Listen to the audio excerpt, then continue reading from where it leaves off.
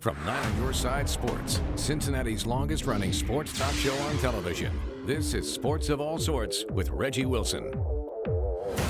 What up? Welcome to Sports of All Sorts. It's time to look toward the future because the present promises nothing for the Bengals. They made it interesting late, but it's Joe for 2020, and we're not talking politics, though. That first overall pick in the NFL draft belongs to Cincinnati. But in true fashion, they made us sweat. So Jim Breach with me tonight talking about it. Bengals all-time leading scorer in franchise history. Jim, how you doing? I'm doing great, Reg. How are you? I'm good. So wild game today. What was your reaction to all of that? Well, when it was 35-12, I'm thinking, they're going to get the first pick. Right. There's no, it's a given, right?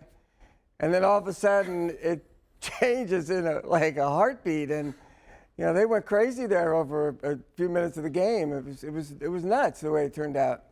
All right, so Andy played well today late. It looked like they were dead. They were sleepwalking through the first half. The second half, it all came together, which has been they haven't been able to do that all year. I think they scored more points in the second half today than they'd scored in the whole second half all year. That is crazy. Isn't it, though? That is crazy. Couple big things that happened in special teams I wanted to pick your brain about, your area of expertise. 57-yard field goal from Randy Bullock. That was the longest in franchise history. And also that perfect onside kick. What did you think about those two plays? Well, I was, three's a charm. He finally got the opportunity. Finally. They move him back, and he just drills it. I was happy for him. That was a great kick. Yeah. He's really good, and I'm glad that he made a long kick because it seems like people give him a hard time, and yet he's really, really talented kicker. Yeah. The onside kick, he doesn't get much better than that one. It was perfect. It's really hard. Under the way they have the rules now where guys can't get a running start, you can't overload. I mean, it's just it's a very small percentage where you get the onside kick, and that kick was absolutely perfect. And that hit its apex right at 10 yards, and it's up in the air, and Bengals came down with it. And then they go down and score, get the two-point conversion, no time left. It was a crazy ending. All right, so you happy about the first overall pick? Well, no, because that means they're 1-14 and maybe 1-14, 15 to 2-14. But to be in that situation, if you got to be there, you'd rather be 1 than 3, wouldn't you? That's true, yeah. So go for it, at this point. All so right. you've earned it. They did. All right, well, I hate to cut you short, Jim, but we got a segment coming up with somebody kind of legendary, kind of a Hall of Famer. So we're going to. Kind of heard. You kind of heard about that? That is awesome. All right, so we got a huge guest. Hint, he started the show I'm doing right now, so you don't want to miss this. Thanks, Jim. Thank you, Reg. We'll be right back. Welcome to Sports of All Sorts.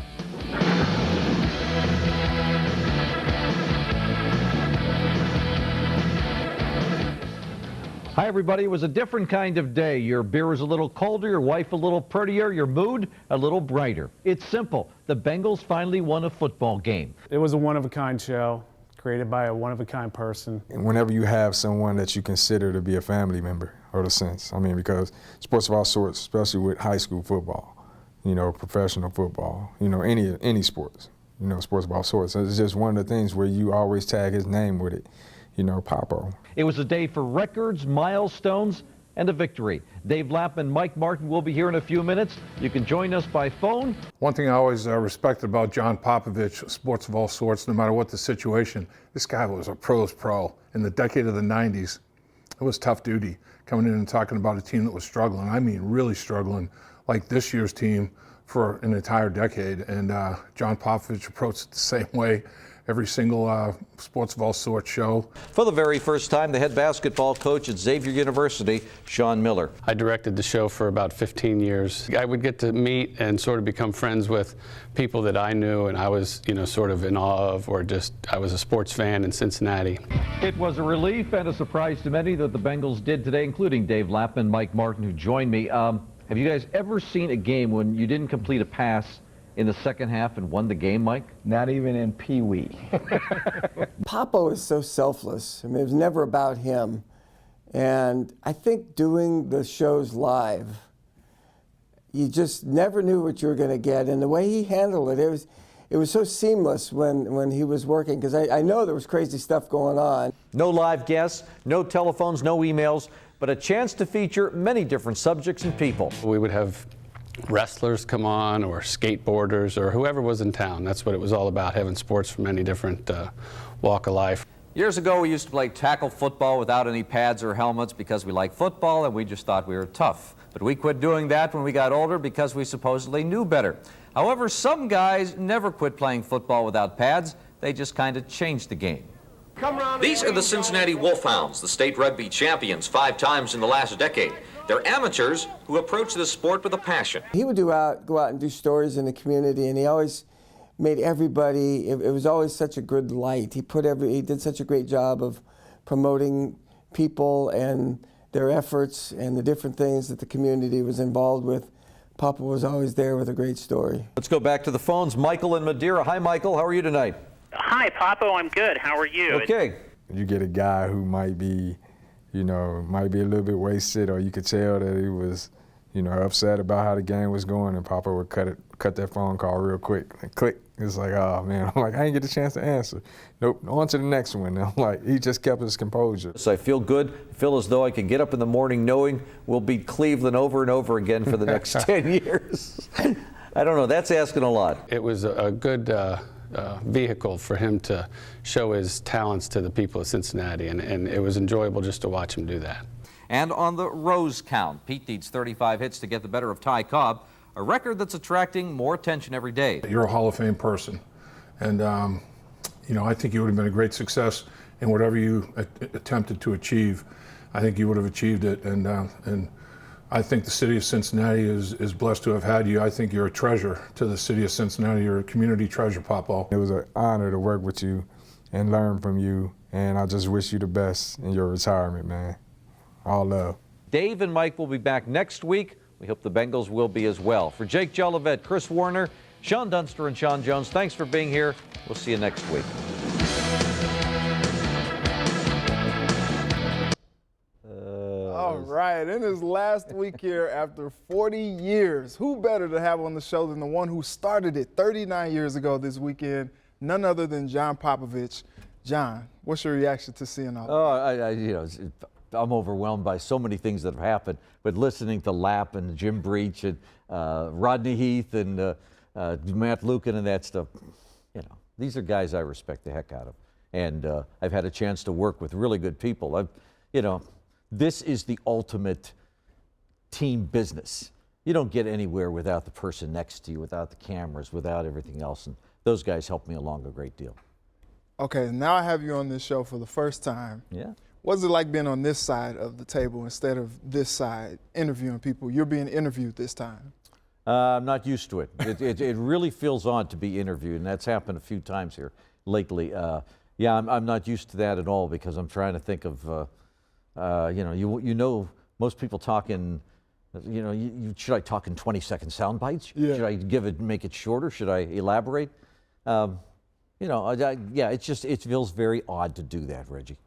Well, I appreciate you taking some time with me. Stick around. We got plenty more with Papo after the break, so don't go away.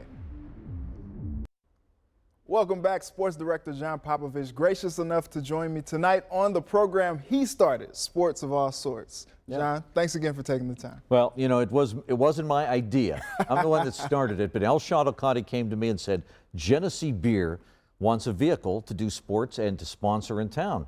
He said, it'll last 13 weeks. Right. That'll be it. He said, I'll give you $50 a week to do it. And we started doing it. Well, the first show was actually last night on the 21st, Bengals and Browns. It was a great football game. And the Bengals finished a 6-10 season, and the Browns beat them. Browns went to the playoffs. And I did stories it was a magazine show in those days. Mm-hmm. So we did 3 long features. I did that game. Tim Melton was with me at that time. He did it. I did a piece on Dave Van Gorder. We were calling the Johnny Bench of the future. He didn't become that.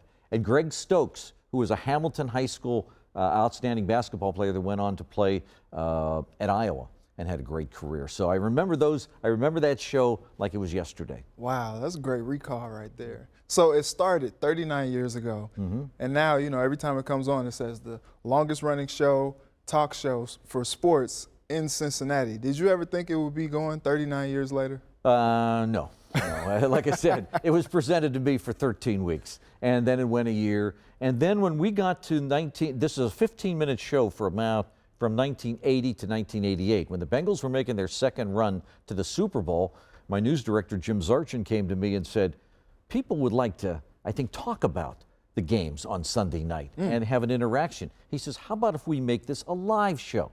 I thought, wow, I never even thought about that. So we made it an hour show. Dave Lapham was one of the first guys to join me, then Louis Breeden, later Mike Martin, Jim Breach, and that stuff. And we would talk about the Bengals. And this was 11:30 to 12:30. Believe me, those phones were full because that was a Super Bowl season. People were pumped up, but they were just as pumped up in the bad seasons as they were in the real. And of course, what we did is after football was over, we go, do we end it now? They go, no, it's sold. So we did basketball with the Terry Nelsons and Ralph Lee and Scott Drouds and guys, and then we came up with all kind of other topics to do because still 52 weeks you have to fill, and football's only going to do about 16 weeks. Yeah.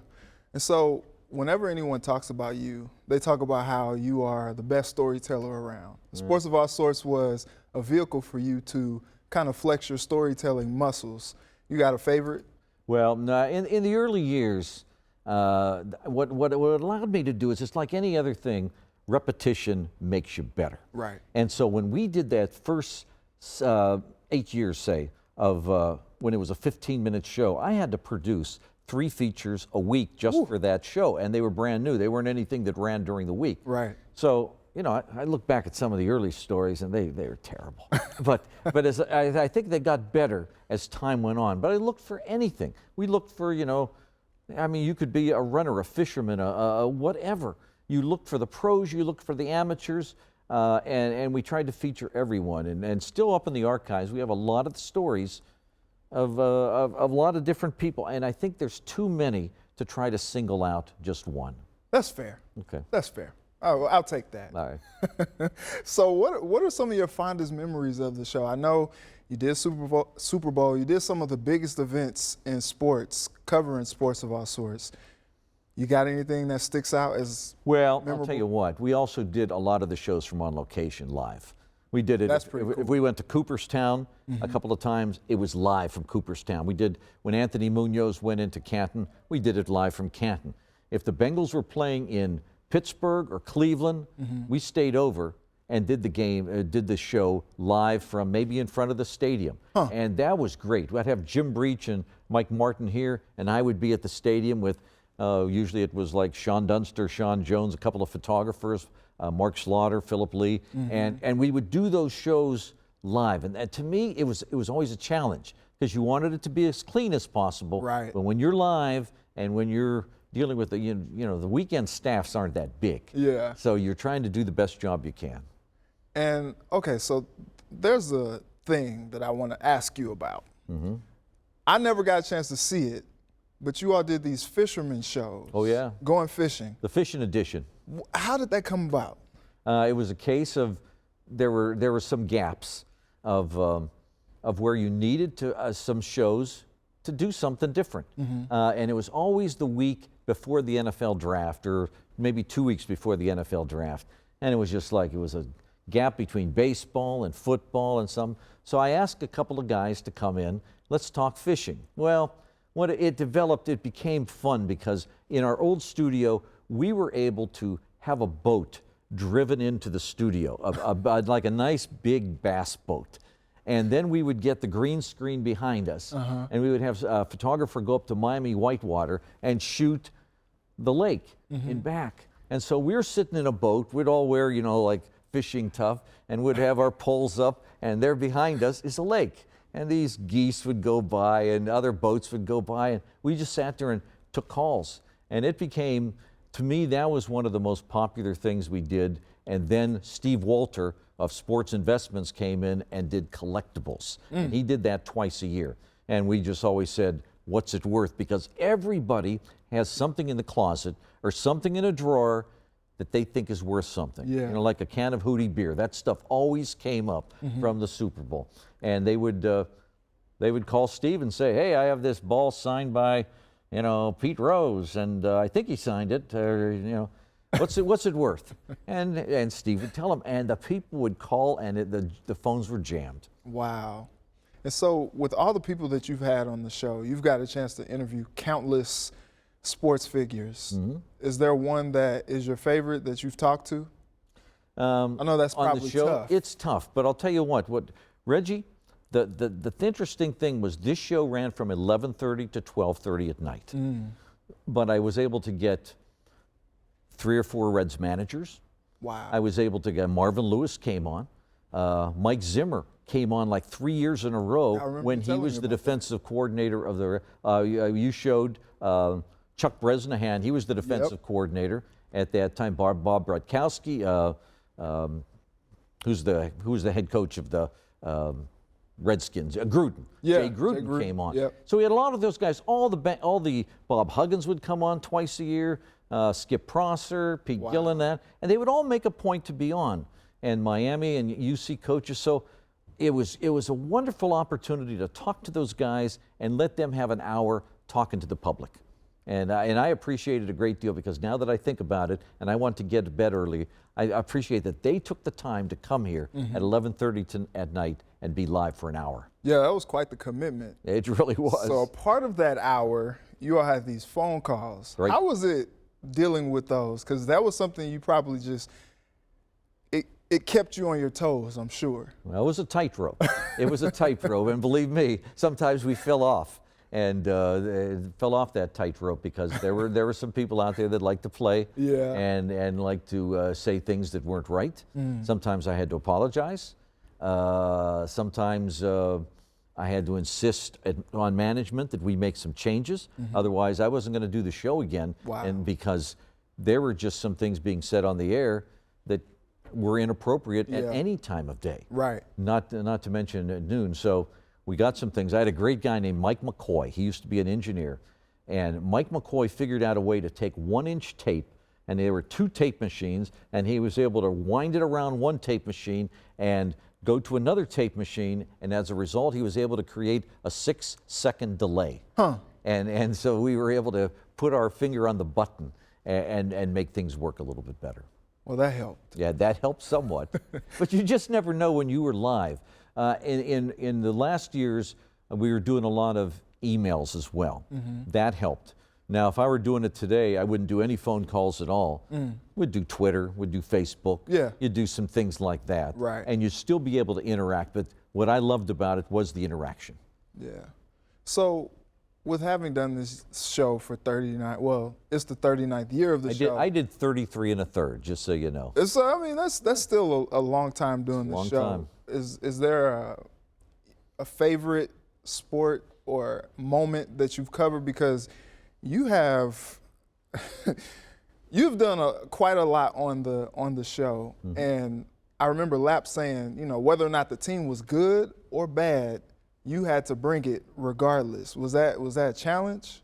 That was a challenge, but I tell you what it also allowed us to do is tell the story of the game every week from the locker room standpoint. We started with 7 or 8 minutes package of a game from the locker room, whether we were on the road or here. You'll find those somewhere up in the archives. They're sitting, and I mean, it allowed us to do more in the game than you know how tough it is on a sportscast to try to get in more than a couple of sound bites and just kind of brush off what happened in the game. It's difficult. It allowed us to really cover a game, and often, you'd go in and Marvin Lewis would make fun of you. I once went into, the phones always didn't work, and the people weren't always there. I remember going into a Xavier practice, and Skip Prosser was there, and he was bouncing balls to guys that were shooting, just bouncing, and I didn't even know he saw that I walked in. So I'm back here, and all of a sudden he's bouncing balls to these guys, and he's saying, Joe in Norwood. Go ahead, Joe. Okay, let's go to Bill from Deer Park. Bill from Deer. Okay, Bill, you're not there either. And then all of a sudden he looks around and he realizes he's mimicking me doing on the show. So, those guys did watch every now and then, and we had fun with them, but they helped me out. Well, John, I really appreciate you taking the time. This has been awesome. Congratulations on a 40-year career here at WCPO. I didn't get a chance to work with you very long, but I've learned a lot from my short time, and I appreciate you always being so gracious with me. So congrats. Thanks again. No, thank you. Thank you very much. And I'm glad you've taken over ownership of the show, and it means a lot to me to keep it going. If you start something, you want to see somebody continue it. So thank you, and thank you to everyone who watched over the years. That meant a great deal to me to find out that, that it's still on the air. Awesome. The legendary John Popovich here with me on Sports of All Sorts. We'll be back to wrap up the show. Well, it's been real, it's been fun, it's been real fun, but we gotta go. I'd like to thank Jim Breach and John Popovich for joining me tonight. And to my village who helped me put this all together, hope you enjoyed the show. Let's do it again next Sunday. Until then, thanks for watching. Have a good night and a very blessed week.